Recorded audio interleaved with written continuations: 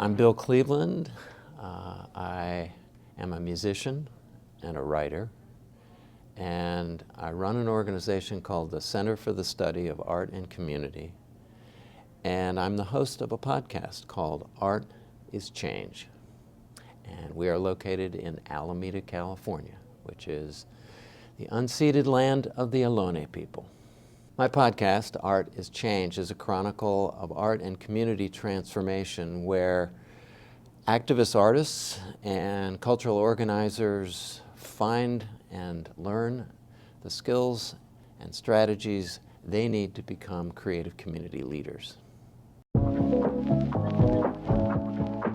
Ways in which people can become involved in the Center for the Study of Art and Community.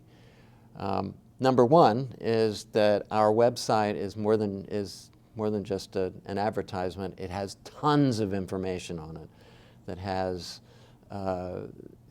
documents our research, links to other people in the field. We are, in essence, one node in a large network of artists and their community-based non-arts partners that are basically working to build and sustain caring, capable, and equitable communities. So there's 35 years of that kind of information there. I teach at the University of Massachusetts, so there's a course there that I teach, Creative Community Leadership. So that's an opportunity.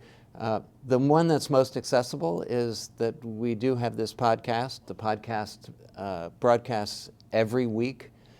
And the podcast not only is a weekly resource, but we also have an archive that is cross-referenced by subject area. So art and education, art and democracy, art and racial reconciliation. And so we've collected all of our episodes in various little pods and actually the episodes are set up in a way that the show notes actually become a curricular resource, which is, it's one of the reasons that we're doing it, is not just to tell a story a week, but actually to disseminate the history of the movement, community arts movement, to people who are interested in working with artists or artists who are interested in becoming creative change agents. One of the most, I think, important aspects of creative community engagement is the fact that it is, some would say, sort of the mother's milk of community making, which is having a common language, having common understandings, having common culture, even among people who basically do not self-identify as being on the same page. And the reason for that is that, and I'm a really firm believer that the consumption of art is a wonderful thing, and I think you can learn a lot through that, and you can use art to teach and train and raise awareness. But the making of art, humans working together on something that didn't exist and manifesting it in the world, is a very, very powerful way to create trust and a sense of fruitful collaboration that can happen very quickly.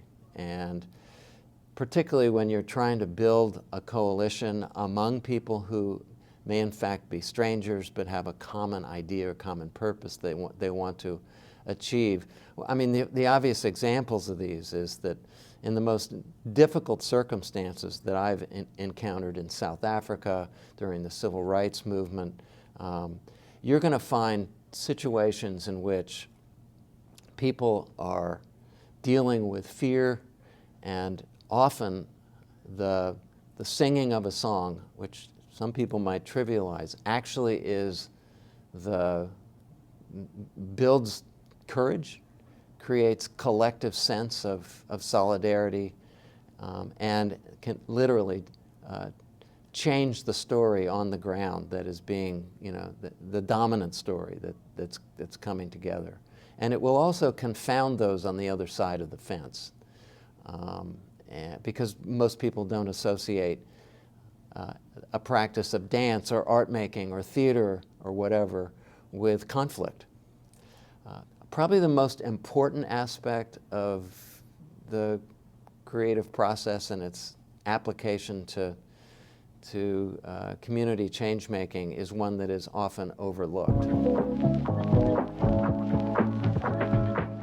Most artists are seen as makers of things, but in fact, the most powerful thing they bring is the capacity to think and ideate and design with their colleagues in the work and be co-designers of what's next in terms of meeting the challenge and the moment, of translating, of communicating.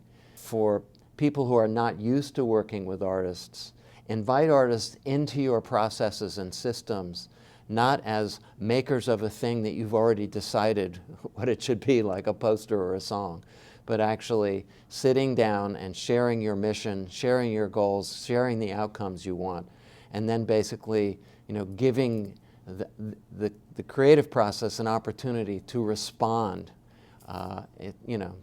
to the challenge. And I can't tell you how often the artist, the embedded artist in a movement situation has helped catalyze the thinking and the strategic formulations that occur.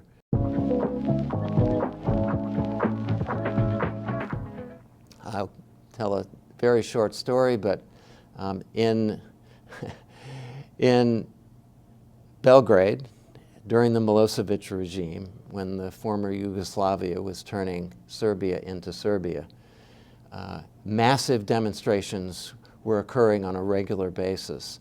And the regime did, the kind of predictable thing is they dressed up militia members in everyday clothes, infiltrated the crowds, and then would start thuggery in order to create a violent situation. So at one point, a bunch of theater directors got together and said, well, we're actually in a performance here. So I think we need to think about costumes. And since their costume is to pretend to be us, we're going to pretend to be them. And so they told all of the people that came to the protest, over 100,000 people, to wear some kind of uniform. And so what happened is all the thugs looked like regular people, and all the members of the protesting community turned into nurses and policemen and weird-looking soldiers, et cetera, and it really became sort of a kind of a festival of costumes, and it took all the steam out of the the strategy to try to provoke a lot of violence. That's just a small idea. Another thing that happened in Yugoslavia is that in order for people to come out of their homes and feel safe, they needed to know that the power of the regime was starting to dissipate, and which is one of the powers of authoritarian regimes is that they create the illusion that they are all powerful. And one of the things that would happen is that graffiti writers would write on walls at their risk, and that graffiti would be gone in a day. And that gave people the understanding that the regime was disciplined and had their eye on the ball and were to be feared. As the regime started to weaken, the time between when the graffiti went up and when it disappeared increased, and the graffiti became a barometer of the condition of the regime in its ability to respond to people who are opposing it. And at the end of the day, after that graffiti was up for 2 weeks, that's when they stormed the parliament and basically threw out the regime. So if you think about humans have a capacity to learn and remember. Humans have a capacity to cooperate. humans have the capacity to imagine something that doesn't exist. In order for any movement to function and succeed in the world, all of those capacities have to be used to their max. Often because if you're in opposition to something like an authoritarian regime, they have already activated all of those powers, superpowers. Message to funders. I have always been a sole proprietorship. I'm not a nonprofit. I have consulted with probably 200 nonprofits. I'm very familiar with the relationships between funders and their nonprofit partners. But there's a reason why we have decided to be self-sustaining, and that is that I think we've become less self-interested.